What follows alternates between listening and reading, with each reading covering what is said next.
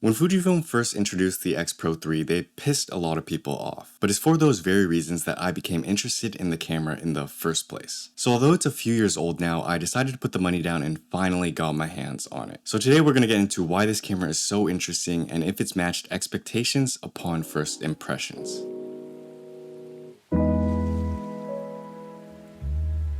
So why did I buy this camera in the first place? I have the X-T4, I have the X100V, I technically don't need the X-Pro3. The design change that caught my eye was the X-Pro3's screen, or lack of, therefore. In the X-Pro3, Fujifilm removed the screen from the outer panel and left it on only the inner panel. Now, there's a smaller screen on the outside that shows your film simulations and other settings, but it doesn't allow you to actually see what you're shooting, meaning you'd only have a screen if shot from the waist or if you pulled the screen all the way out, which can make for some awkward off-center shooting. Now, the X-Pro3 is a niche camera. It's meant to incentivize and emphasize the viewfinder experience, shooting from the waist or not shooting when looking at all. And the physical limiter forces you to shoot in a different way and think about photography differently. Many would argue you can turn the screen off on your cameras, but it's really not the same. In my experience, when I've tried to do this, I still find myself looking at the back screen expecting to see something. So why did Fujifilm do this? This was a decision I'm sure they knew would cause a lot of controversy, especially coming after the X-Pro2, which was a great camera in its own right. But they chose to believe in their vision and do it anyways, which is rare for a camera company to do. I feel like a lot of other brands try to cater too hard to their consumer base by giving them what they want instead of experimenting and trying to innovate in their designs. And then they'll remove some key feature that they knew you wanted just so they can make you buy the next camera. I guess what I'm saying is that the philosophy of the X-Pro3 is what really got me on board.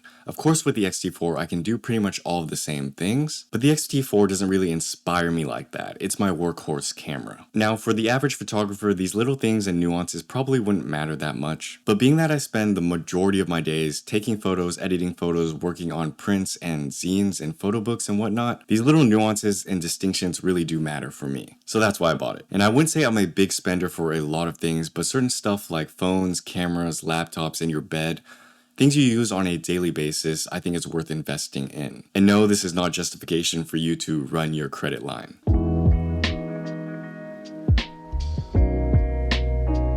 So after first touch, did it meet expectations? These are the actual thoughts I had the moment the camera came in. I wrote them down so I wouldn't forget, and we'll see if they change later. Upon first touch, the X-Pro3 is extremely well built, great to hold, nice to look at. It gives me a familiar experience and isn't too far off from the X-Pro1. I do notice, however, the grips are slightly different and nicer on the X-Pro3. I love the screen. It's nice that it holds out at 90 degrees for proper waist level shooting. It also fully drops down so you can shoot normally, although slightly off place. I think the hinge is really cool and it looks flush and clean with the body when not in use. In terms of body size, the frame of the body is actually not too far off from the X-T4, but doesn't feel as heavy, probably because of the battery. I love the staining of the Durasilver. It leaves a fingerprint brush type look when you touch it. The back screen is awesome, it's fun, stays on, and doesn't consume much battery. I also threw on a little screen protector so it doesn't scratch up. It also shares the same shutter speed ISO dial as the X100V, which I love. It doesn't prop up on its own, however, making it a little harder to use, but it's not a big deal. So as you can tell, the X-Pro3 is a camera I found myself discovering the little things to be excited about as I held it for the first time. And of course, when it came in, I couldn't wait to use it. So let's talk about my first use experience.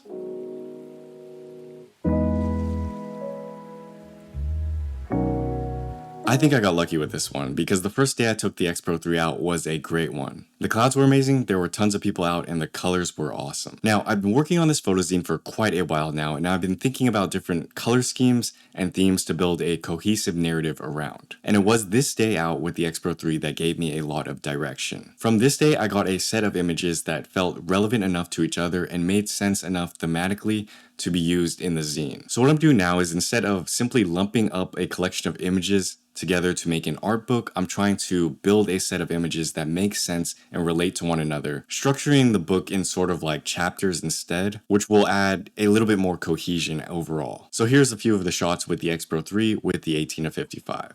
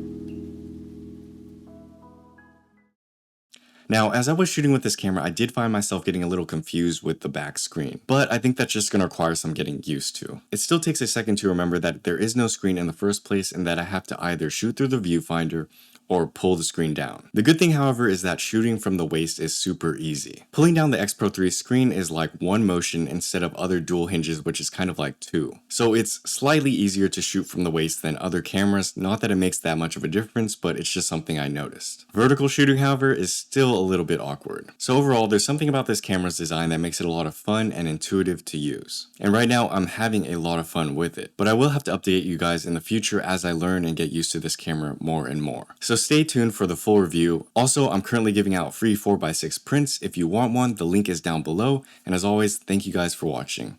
Peace.